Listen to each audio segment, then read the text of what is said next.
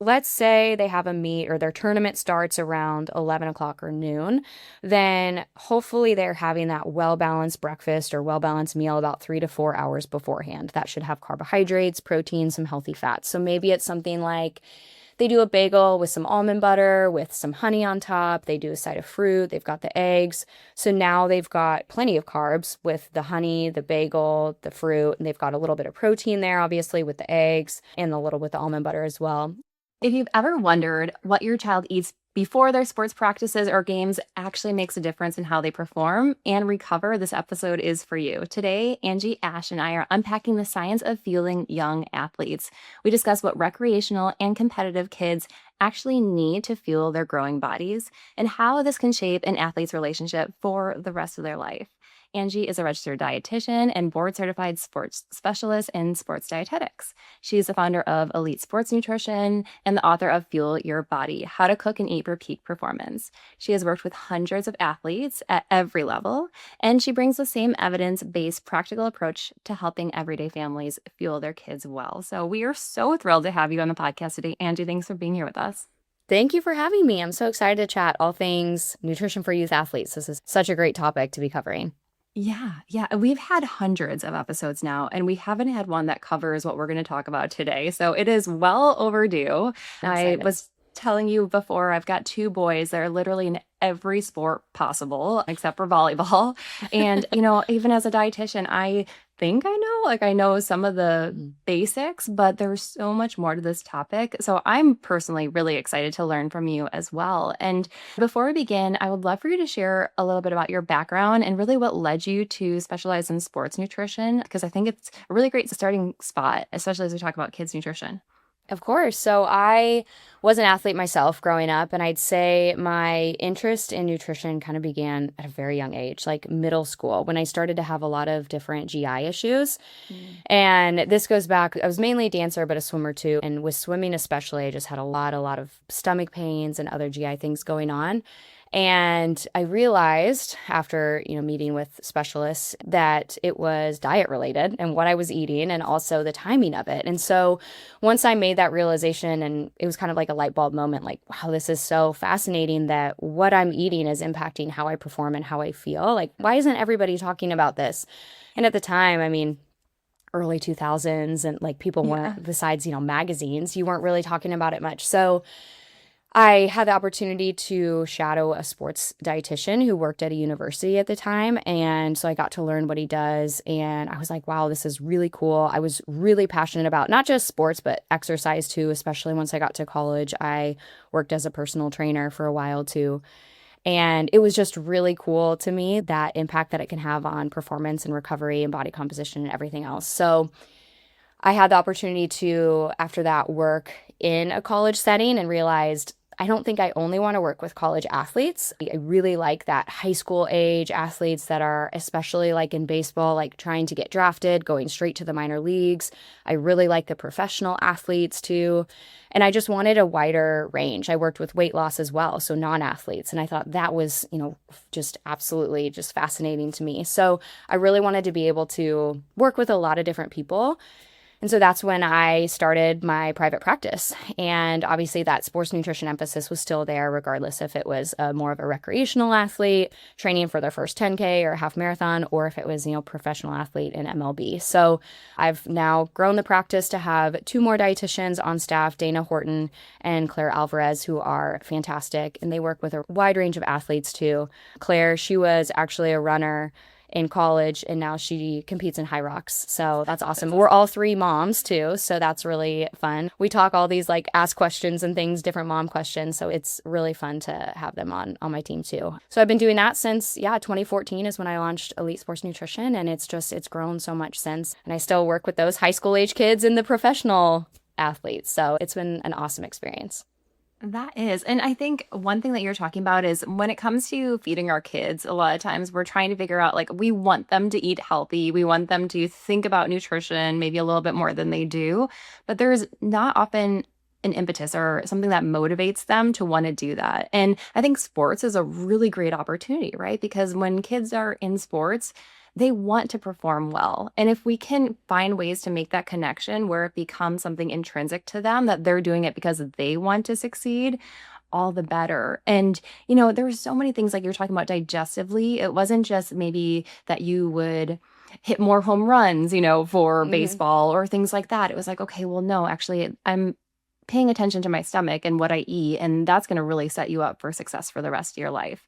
And also from like a focus perspective too, if we're thinking about what we're putting into our bodies before practice, especially the younger kids, the Hmm. coach is like up there trying to give like this motivational speech, right? And the kids are like, running around and not able to focus. And, part of that's being a kid, right? But then part of it could be, well, what are they fueling themselves with so that they can actually sit and perform and feel well and perform well? So Yeah.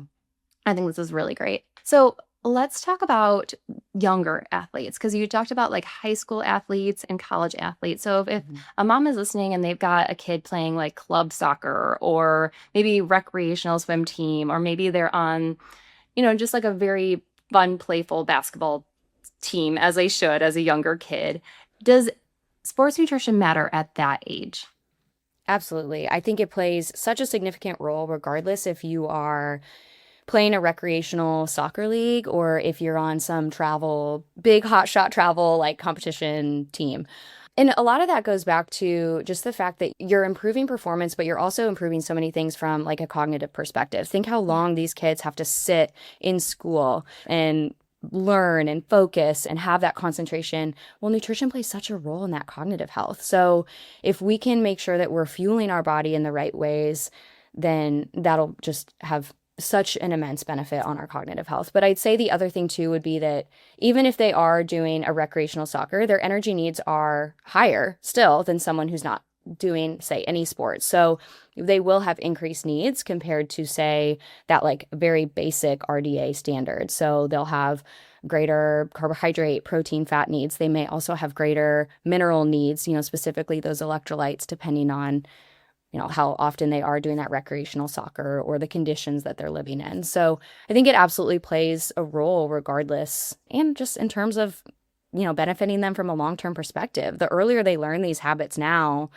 the longer they'll stay with them. Like my daughter, she's 4, and my older daughter, I have 2. She does this, it's this soccer. I laugh because it's just pure chaos. But Oh, yeah. what I love about it is, every 15 or 20 minutes, she goes off and they have a water break. And so it's already teaching her that, hey, we're running around, we're playing, we need to take a little break and drink like some few sips of water. And so I do like that because it's teaching them from an early age, like, oh, water is important. We need to make sure that we're having small sips here and there. Of course, usually ends up in her being like, hey, mom, can I have a snack? I'm like, Mia, it's been 10 minutes. Like, you're fine. Go Yeah. back. But I think it's definitely important to implement those habits early. And what are some, the sips of water is a really good example. What are some of the other habits that we can ingrain in our kids from a younger age when they're doing more of the recreational sports? I would say making sure that they're having like actual food as the bulk of their diet. And I know that sounds silly, but like so often parents are hyper focused on like the sports products, the non-food products, Yeah. the things like the sugary like waffles or like those kinds of food, the sports drinks, things like that. But really the bulk of their diet, especially if they're more recreational, should be whole foods. So making sure that, at breakfast they're getting a good amount of fiber, a good amount of ideally, they have all 3 macronutrients in there: carbs, fat, and protein. But hopefully, those carbohydrates are primarily, coming from, they're fiber rich. So maybe it's oatmeal instead of like a really starchy like white bread or something. And then, of course, making sure that they're having protein consistently throughout the day. I think eggs are just such a fantastic source of protein, and I recommend this often, especially if you're trying to teach your youth athletes like at a very young age how to cook proteins themselves. I would say eggs are just such an easy one. And I even have I have 28, 29-year-old professional athletes who are still like scared to cook chicken, but like eggs are like a no-brainer. They're like, oh yeah, I can scramble, I can boil eggs. So what a great way to teach them, such a nutritional powerhouse too, to cook them from such an early age. So I'd say eggs would make a great breakfast component there too. And then hopefully they have got some fresh fruit going on. Maybe they put like a little almond butter or like some chia seeds in their oatmeal so they get some good fats in there. But again, just bringing that focus back to whole foods and not so much on the sports specific nutrition products. A lot of that is marketing hype, unfortunately. Yeah. And I think the lesson too of teaching them like having those well-rounded meals too of okay, when you're having that apple, have that piece of peanut butter, or when you're having that oatmeal, make sure you're throwing some nuts on top or things like that. So they can kind of start thinking about complementing their meal. So it's not just, a single carb or a processed snack. And the latest stat is like 70% of a kid's and an adult's diet is based on processed food. So Yeah. even little improvements to move you down that ratio is going to be a win. Yeah. That is a terrifying number for sure. Yeah. So when it comes to practical steps, so I'm like thinking about our world, right? My kids come home from school, it's 3:30, then they sometimes have a practice or a game at 5 o'clock. So what Mhm. are your tips for families where it's kind of like maybe the games or the practices are right during that dinner hour? I feel that's what it feels like for us. It's like at 5 where you have to eat breakfast super early or super late. So, what are some things that we can do so we're not relying on the processed snacks to see us through? I would say if you can prep as much in advance, like use that Sunday or Monday, even just like a 30 or 45-minute window to say, like, all right, these are the three things I'm going to prep. I'm going to have ready in my fridge so they can grab them and go. I would say that this is an issue that we see often with athletes that they underfuel at lunch, so they're not eating enough at school lunch, unfortunately. Yeah. And then, like you said, they have like a few minutes to just grab a quick snack before they're out the door after school and off to, like you said, that 5 o'clock practice. So I'm thinking of one athlete in particular who they really like breakfast burritos and it's worked out for them well. And he's 14 now, but so his mom will make a bunch of breakfast burritos with like eggs and hash browns or like diced up potatoes and maybe like a few vegetables, definitely like a little bit of cheese in there, and then wrap it up in a tortilla, wrap it in some tin foil, keep it in the fridge. And then he doesn't even heat it up. Like he just eats it cold. But that way, like you've got so many good nutrients in there. You've got a little bit of veggies in there, so a little bit of antioxidants. You've got a good amount of carbs with the tortilla and with the potatoes. You've got some protein, obviously high quality protein with the eggs. And then you've got a tiny bit of cheese. Again, we don't want to have a ton of fat, especially if we're going to go and practice right away.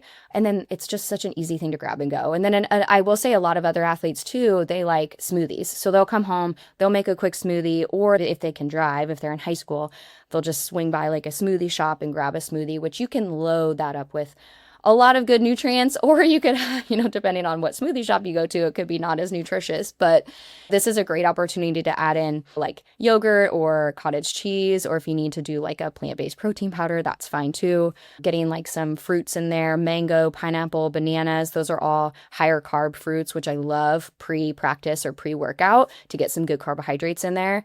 And then again, just keeping the fat kind of to a minimum. So don't have a really heavy like peanut buttery shake or something like that beforehand. Yeah, those are good tips too. And then after that post-workout window, the door opens a little bit more, right, in terms of the fat component.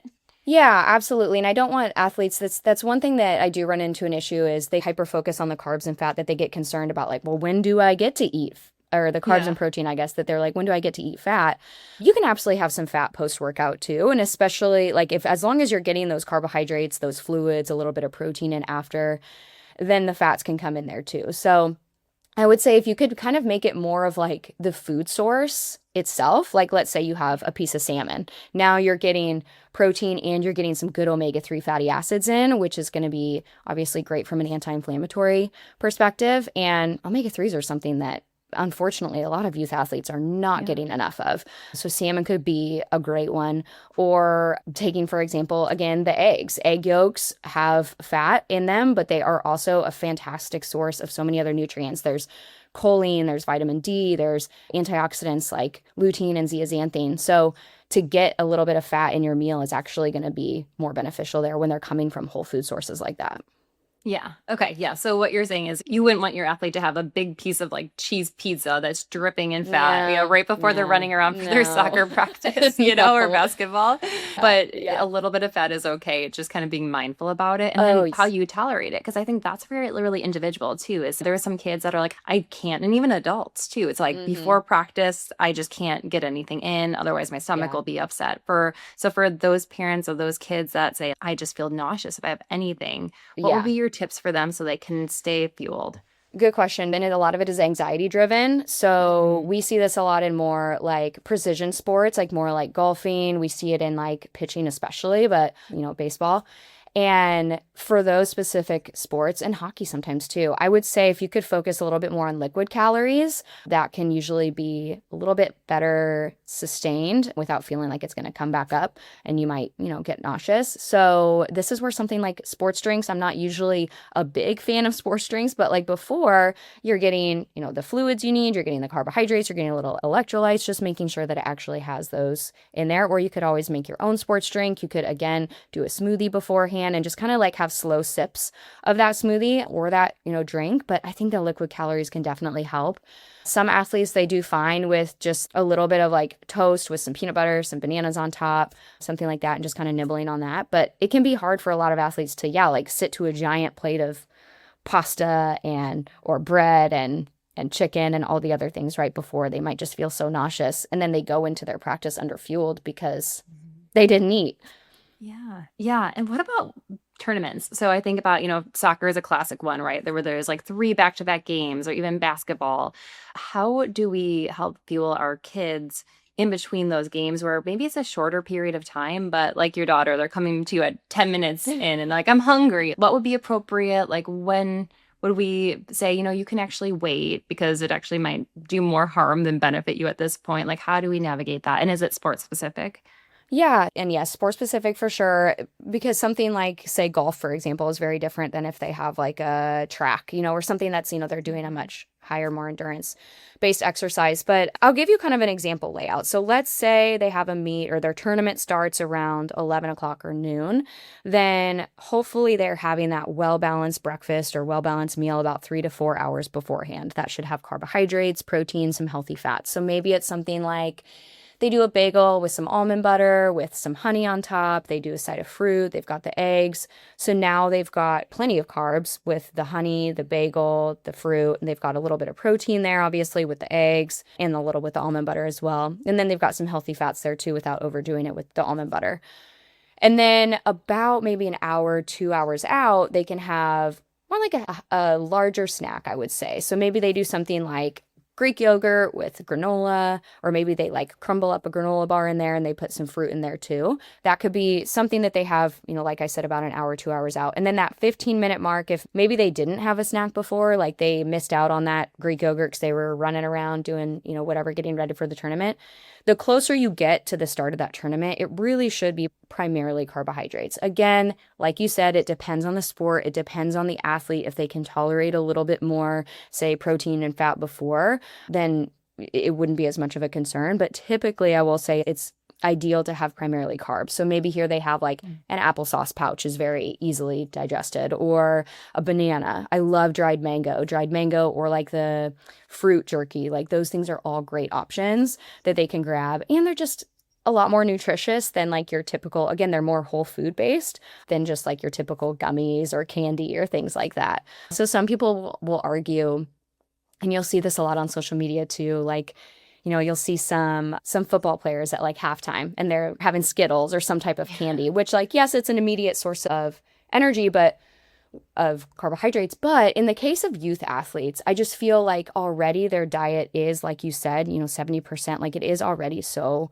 ultra processed that if we can, and they're going through so much growth and development here, that if we can maximize on every opportunity possible to get a whole food source of that simple, those carbohydrates, I think that's just a no-brainer for me. So again, like if it's candy or if it's the dried mango, like I'm going with the dried mango, right? And so hopefully they're getting a little bit more nutrients there than they would say otherwise just having candy. So that's my 2 cents on that is hopefully they're getting a little bit more nutrition there with, like I said, the dried fruit or the whole fruits. I mean, that and having those available too during tournament days so they can easily just kind of munch on those between games is great. Yeah, it requires a little bit of planning ahead too, right? Like bringing a cooler and making sure you're stocking that, because it's so easy to be rushed in the morning and then be like, well, just pick things up at the concession stand, right? And those will not be at the concessions. Yes, and it's going to be, more expensive and all those kind of things too. So yeah, it does kind of require that pre-thought process and going to the store, over the weekend versus the morning of you're rushed and running to Quick Trip or somewhere to get food.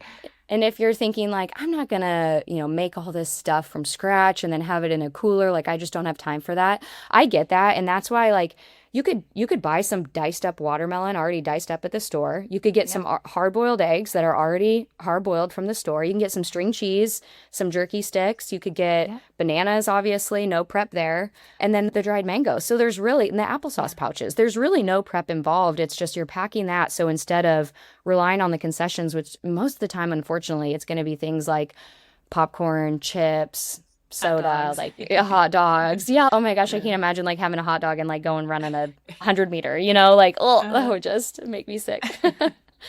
Yeah, I think about too, when we have the ability to offer whole foods, right? And I see this all the time. I know I'm not the only parent where after a baseball game, right? It's one game, it's maybe an hour. My kid has definitely not run that much, maybe to like first base a couple of times. And the teams, the coaches, the parents are giving out Gatorades and potato chips and, Mhm. things to I think it feels good. It's like a social thing, they think that they're offering this gift. But when I'm looking at it, I'm like, this is really not necessary. Water Mhm. is fine in this situation, and we're gonna go home and have dinner or have something at home Yeah. in like a 20-minute drive. So how do parents navigate that? Because there's a lot of different components, right? It's that social component of, well, Mhm. the other kids are doing it. And then there's that recovery component of it actually isn't supporting recovery in those cases with those types of foods. So, how do you approach that with both parents and the kids? I would say as non-judgmental as you can. Like it's gonna just backfire if you're like, hey kids, you can't have any of those snacks that the parents bring because we're gonna go eat dinner soon. So I think if you can instead like just do the best to be like a supportive and educational environment, I think. And obviously, like there's going to be times when your kids like they want to eat the whatever snack that is not great to eat after like post workout, but hopefully they learn over time and similar to like I feel like the older they get, they'll realize, "Oh, this isn't as great for my body as I initially thought." I mean, that was me for sure back when I was a competitive athlete myself and realizing I had all these stomach issues. So hopefully it kind of does click with them. And if not, you might have to provide a little bit of nudges here and there, like, hey, like you can have this. Or if you get in the car, we can head home and I can make your favorite dinner. You can kind of Yes. do it in a motivational way without saying you can't have that. Cause I feel like that just completely backfires. 100%. Yeah. I feel like you pick your battles too. Like there's some times where like let's say they won a big game and it is like this big celebration. It's like, okay, Mhm. maybe that time it'll be worth it. But let's say like they just lost and everybody's mopey and like wanting to go home anyways. Like maybe that's not the time to Yeah. do it. Maybe that's the time where like, yeah, let's just like kind of get in the car and go have something at home that's fun. And I love that Yeah. you brought up those alternatives too, because that's what I try to do too. It's like literally every game there's Gatorade. And so I'm like, okay, well, what can I find from the store or what can I make at home or bring for them that's like a fun electrolyte powder that they like Yeah.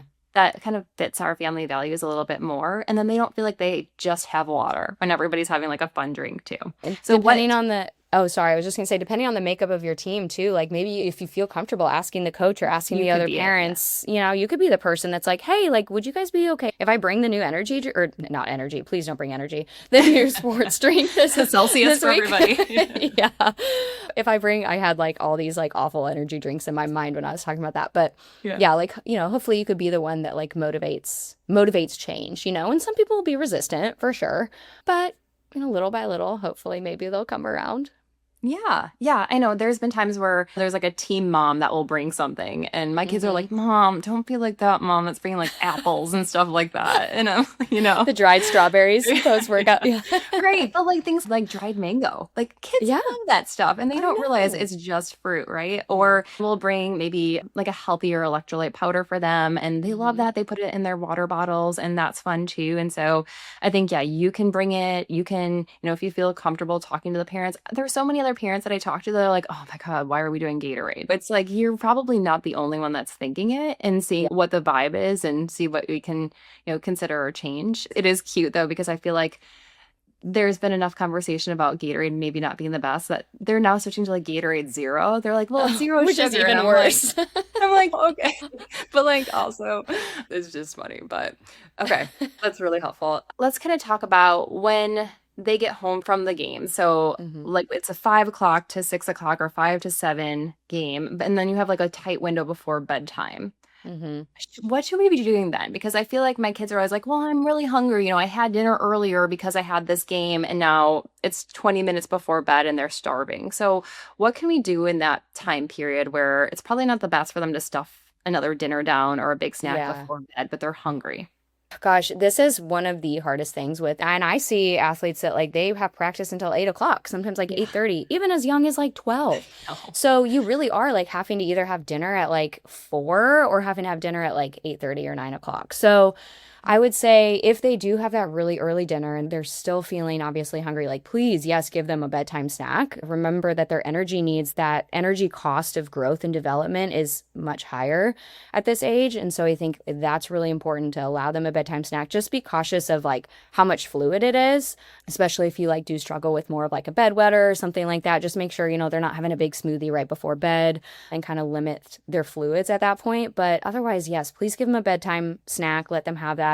And then just talk to them about maybe, trying to front load their day a little bit more. Again, that school lunch, it's tough because I feel like they're so rushed. I've seen kids in school and I know how short it can be, and they're so rushed to eat. They often undereat. Maybe they don't love the food choices there, so they're not eating enough. So they're already just like so underfueled by the time they get to practice that if they have that, that quick dinner or something, then by the end of the day, they're going to be starving. It makes sense. So I'd say again, just kind of like talk to them about like, hey, maybe we can add in an extra snack here to have, at school if your school allows it. If you are starting to like, just be so hungry every night before bed. But yeah, I would be totally fine with either adding more earlier in the day or allowing them to have that bedtime snack depending on the kid. Yeah. Yeah. Our go-tos usually for that situation are like a yogurt, right? Where it's like Mm-hmm. a full fat yogurt. It's not Yep. even that much volume and it's easy. It kind of sits well in their stomach. Or they'll do some cashews, like they'll do like a trail mix or something like that too. So again, it's filling for them Yep. without a whole lot of volume and pretty easy to digest. Mm. I was thinking through like you probably hear a lot of myths from parents. So Mhm. maybe they come to you and they're like, is this true? I read this on Instagram. My kid told me this. What are some of the ones that you want to clear up and make sure as many people know the truth about or the nuance about as possible when it comes to sports nutrition? Oh gosh, I'd say a lot of parents ask me specifically about certain products, and like Prime is one that just comes Yes. to mind automatically. Yeah. And when I look at something like Prime Hydration, I'm like, how is this being marketed to kids? Like, how are people buying this? Because it is like the ratios don't even make sense. Like you look at the Yeah. ingredients and you're like, this doesn't even make sense. And so, especially if kids are drinking like two or three of them, it's like they lack the carbohydrates. The electrolyte ratio makes no sense at all. And then it has all these additional added vitamins that can actually become like excess or toxicity in, depending on the age. And so it's like, it's almost like a weird vitamin water hydration drink that again just makes no sense. So I would say that one is a big one. Prime, I would say if you could just not ever use that. That's one that I just don't recommend. But the other thing is like protein. I feel like I have parents with kids as young as like 9, 10 years old being like, I'm just worried my kid's not getting enough protein. And I look at their diet and I'm like, protein's not the issue here. Like they're in 1,000 calorie deficit here. I will say there's a far greater risk of your child eating too little overall than specifically too little protein. But again, I will say that's if they're meat eaters. If you have someone who is primarily vegan or plant-based, it does get a little bit trickier. And I do see that like lack of protein a little bit more with kids. But otherwise, if they're eating things like eggs and dairy and meat and fish quite regularly, they're doing pretty well. It's just that they're lacking more in a sense of like total calories.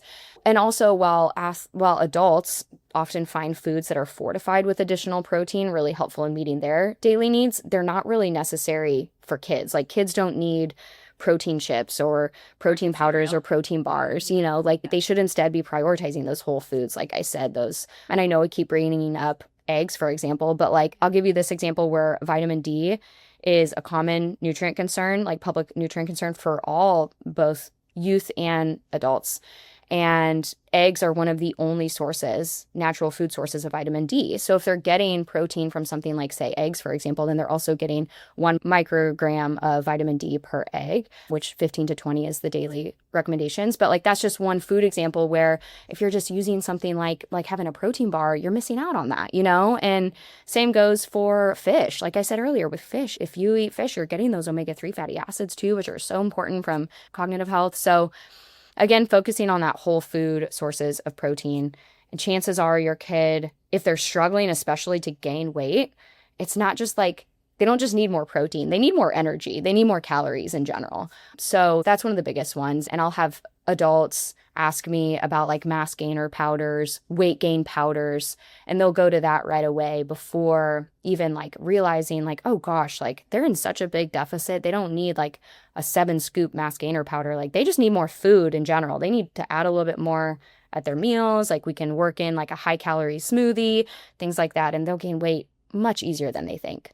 Yeah. Yeah, I love that. And also just like thinking about their lunchbox composition too, of figuring out how you can really make it nutrient and calorie dense. Because if they're busy talking to their friends or they're distracted or things like that, I feel like a lot of the snack type of things too are like carbohydrate rich but low in calories, like maybe 100 Yeah. calories or 150 calories, versus if you throw in maybe some trail mix or cashews or, hard boiled eggs, like you're going to be able to get up both the fat and the calories too for them. So, Yeah, yeah, yeah. you're talking cashews, almonds, walnuts. Like that's an Hmm. easy swap for something like, I mean, are they going to be as excited about it than they would like goldfish? No, Yeah. but like the goldfish Yeah. crackers, a fourth a cup of that is probably like 120, 130 calories versus, Yeah. you double the calories and the nutritional value when you do Yeah. something like nuts. So you could always, if you have a kid that's, if you're listening and you're like, there's no way that my kid's going to sit and eat walnuts at lunch, try to like mix it up, make like a trail mix so that they've got all of that in there. My 4-year-old, she loves pumpkin seeds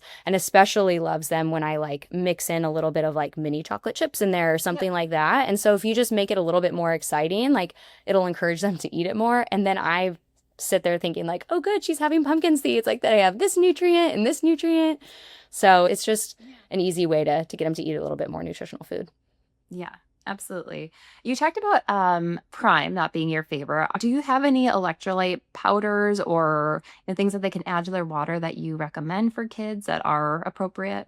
So I'll be honest, I am not like, especially for youth athletes, I'm not the biggest fan of sports drinks in general, just because, like you said, if your 9-year-old is playing baseball and maybe they run to first base like 2 or 3 times, like, or maybe the whole game is 1 hour, maybe it's a Yeah. beautiful spring day, it's 65 degrees out, like, Yeah. they probably are fine with Yeah. just water. And by probably, I Yeah. mean like they're definitely fine with just water.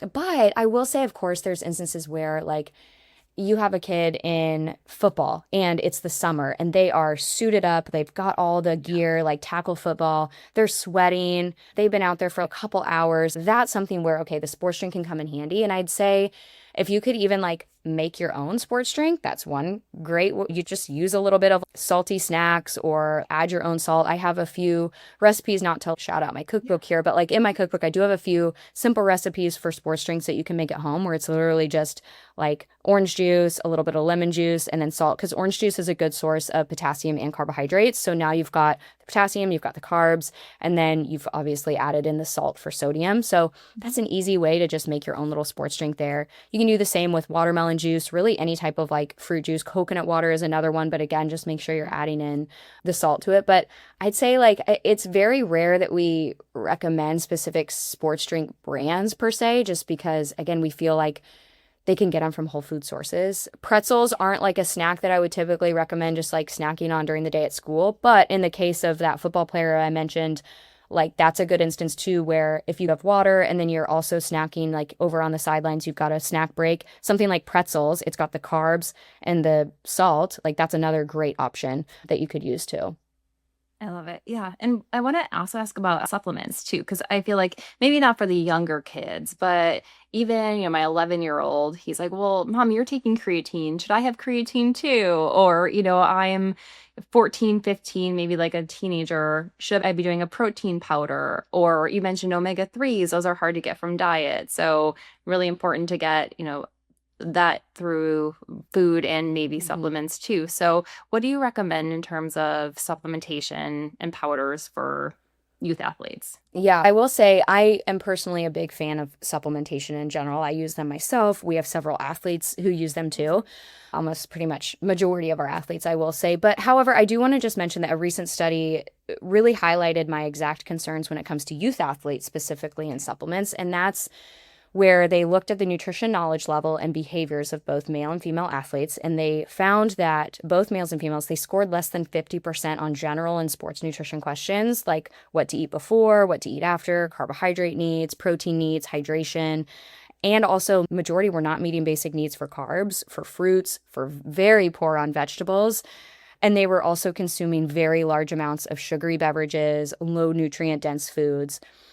The kicker of that study was that a lot of them were using supplements. So here they were trying to improve their, performance, recovery, everything else with supplements before their foundational nutrition wasn't even dialed in yet. And I've had, again, so many parents ask me about these supplementations to help with, weight gain, for example, when they're in such a big calorie deficit, or something like creatine. Like if you're a male athlete and you are in an 800,000 calorie deficit and you think creatine is going to help with your lean muscle mass gain, like we've got to rework a lot of stuff there, and just like provide that education of like, hey, you've got to meet your energy needs first.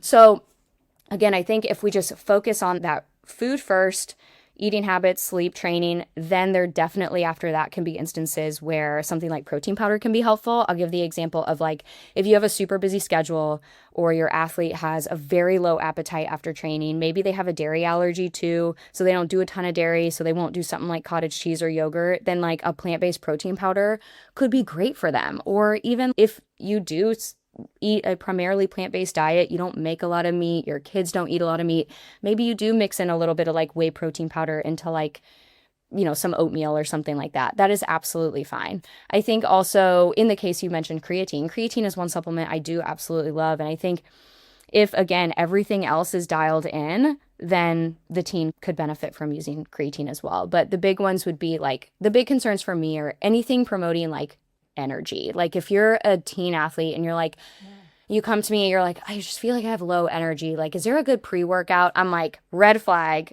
You are 14. You do not need a pre-workout. We need to reassess your food and your sleep and everything else. So the pre-workouts, the energy drinks, those are just not at any point in time good for youth athletes. Yeah. And I feel like it's a tricky slope to start on from an early age, too, of like, I feel depleted or I feel low energy. What is the quick solution versus being like, okay, let's take a holistic perspective. I didn't sleep very well Yeah. last night. Or, you know what? I am in a deficit and I didn't Yeah. eat enough today. And kind of thinking about those things so you don't jump to the quick Or fix. there could be something, if it is really chronic fatigue, Yeah. like there could be something going Low on. We need iron to or, get, yeah. yes, exactly. We need to get you to a doctor to see, like, because in that case, supplementation, vitamin D or iron, those are two that we often recommend too, depending on their blood levels. So looking at their biomarkers, and especially with like female athletes, once they do start menstruating, those needs for like 14 to 18-year-olds is about 15 milligrams a day. For males, it's closer to like 11 milligrams for that age group. So again, like if they're, chronically fatigued, you get their iron drawn and they're like, oh goodness, like you have iron deficiency. Like that is a supplement that, yes, we need to add that in, along with, making sure they're consuming it around vitamin C rich sources and whatnot to make sure they're optimizing absorption there. So, Yeah. And I'm thinking about underfueling too, because I feel like for guys, I mean, this is overgeneralizing, right? But it probably is because they're just so active and they're not thinking about it and maybe not fueling properly. But for girls, I'm sure there's also the peer pressure of the weight and wanting to stay lean as an athlete. And so maybe subconsciously, but a little bit more consciously, maybe restricting in a way that isn't yeah. helpful for them. So, I mean, this could probably be an hour-long conversation, but for the moms that are listening, that are like, yeah, I kind of feel like my daughter is like consciously restricting, but she's an athlete and needs more. Like, what would be like your high-level word of advice for her? Oh gosh, I hate to like pitch dietitian services, but like having a sports dietitian come and help and look like with Yeah. we use a fine tooth comb and we look at their diet and see like what's going on and actually see like where they could make improvements because it's hard. It's not necessarily your job as a mom to like, also it can be like some fine lines there too. Sometimes Yeah. they don't want to hear it from moms. I think if you do get some outside help and just like an outside point of view, that's really helpful. And then we can say like, hey, your daughter is doing a great job at dinner, but like this is where she could improve with her breakfast and her lunch. And I think it's also just so helpful for them to talk to someone who's not going to like, demonize all these foods and basically like you tell them that like it's okay to eat, like you need to be eating more food because I've worked with a lot of figure skaters who have had some very bad influences with coaches that try to it's just the culture unfortunately that try to like talk down on like, oh, you shouldn't be eating this or you shouldn't be eating that. And so sometimes they just need an outsider that's well versed in sports nutrition to give them proper advice on that.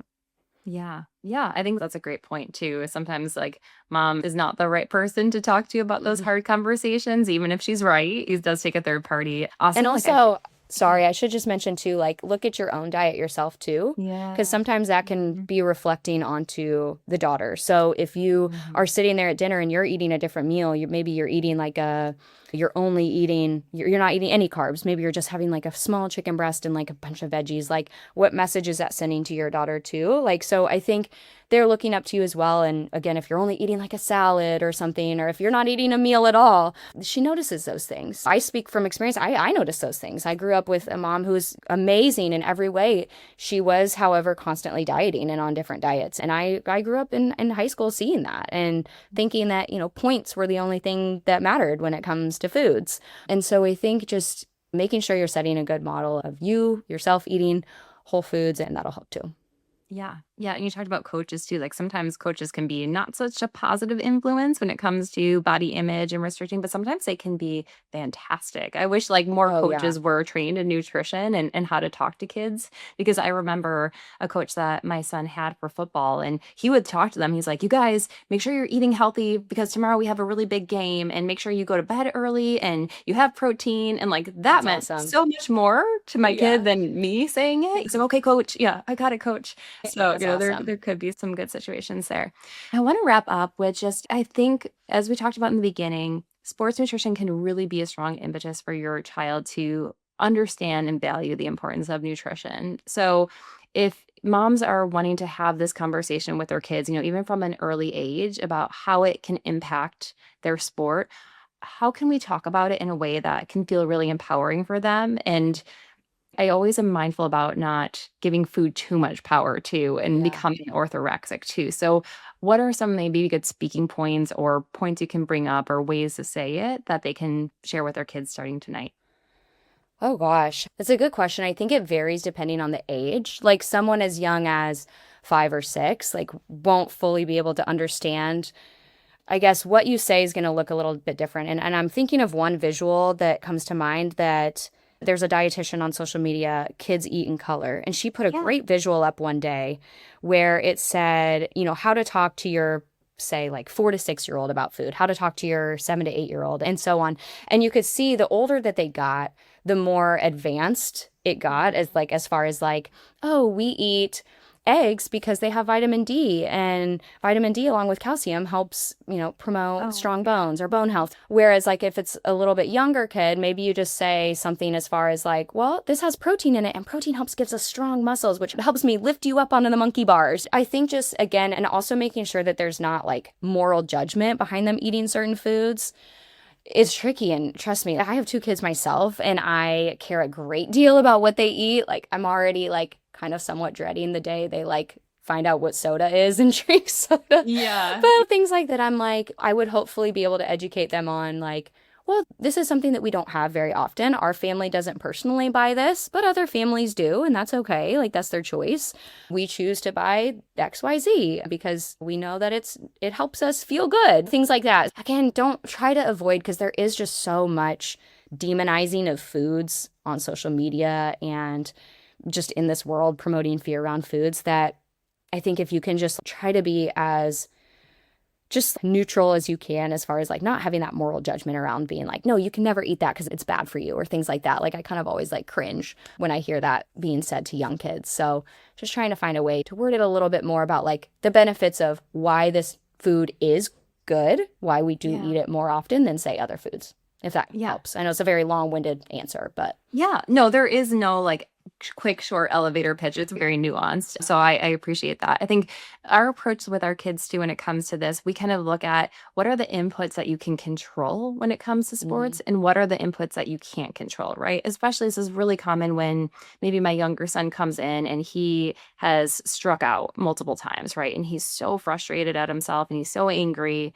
And it's like, okay, well, what can you control? You can't control the past that you miss those hits, but what we can control is like our practice, like that we are setting aside time to practice and try to get better. What we can control is that you had a really nourishing meal beforehand and you've had your water and we have had a good night of sleep. And those are the things that we can control.